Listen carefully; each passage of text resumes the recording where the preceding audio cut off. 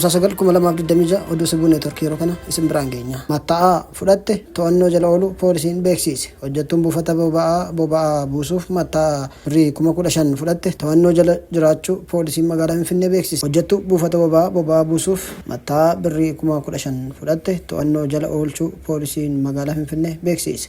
Hojjettuun Raayimaa Saayid jedhamtu gocha sana kan raawwatte eebila 28/2018 akka lakkoofsa Itoophiyaatti halkan keessaa sa'a 6tti yoo ta'u, bakki gochi sun itti raawwatame kutaa magaalaa Nifaas Silk Laaftoo iddoo addaa Jamoo tokko jedhamuun beekamutti buufata boba'aatti ta'uudha kan poolisiin eere.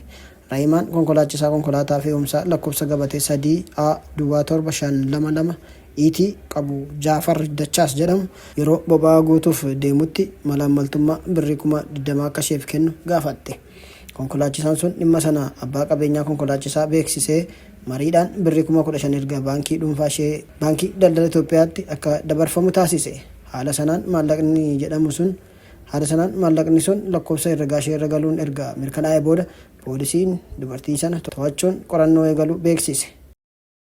Oduu itti aanuun Ameerikaa fi Iraan Islaamabaaditti marii eegaluuf jiru. Waraana baha giddugalaatti hammaachaa jiru dhaabuuf Ameerikaa fi Iraan torban dhufu Islaamabaad Paakistaanitti kallattiidhaan marii dippiloomaasii eegaluuf jiru jedhame. Paakistaan biyyoota lamaan gidduutti akka riqichaatti tajaajiluudhaan qooda murteessaa ba'aa jirti. Miidiyaalee gurguddoo akka Wall Street Journal maddeen odeeffannoo amanamaa ta'an wabeeffachuun akka gabaasanitti gama lamaaniinuu wixineen marii ji'a tokkoof turuu fi qabxii 14 of keessaa qabu qofaatu jira.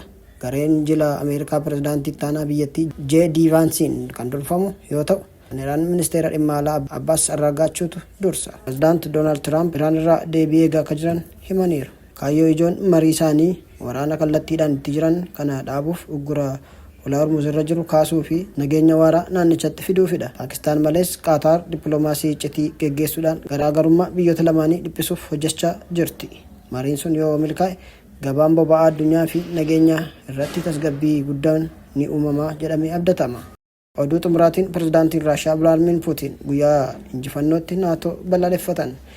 Guyyaa injifannoo Moskoo addabaabaayii Reed jedhamu irratti yaadatame irratti erga dabarsaniin waraana Yuukireen irratti banne waraana haqaa yoo jedhan naatoon immoo balaaleffate. Agarsiisa waraanaa loltoonni 10,000 irratti hirmaatanii fi hooggantoonni biyyoota addunyaa muraasni irratti argaman sana irratti haasawaa kan godhan Puutiin lola haqaa lolaa jirra jedhan.